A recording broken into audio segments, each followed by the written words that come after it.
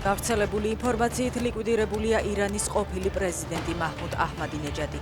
ის ამერიკა-ისრაელის ერთობლივი სამხედრო ოპერაციისას გულშინ დაიღუპა. აჰმადინეჯადი ირანის პრეზიდენტი 2005-2013 წლებში იყო.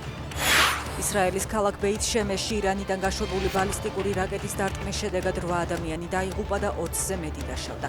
თელ-ავივში დაინგრა საცხოვრებელი კორპუსი. 1 ადამიანი დაიღუპა და 11 დაშავდა დუბაისა და აბუ-დაბის აეროპორტებზე თავდასხმების შედეგად. ირანის რევოლუციური გვარდია აცხადებს, რომ ალი ხამენეის მოკლის შემდეგ მტრების წინააღმდეგ თავდასხმების ახალი ტალღა დაიწყეს.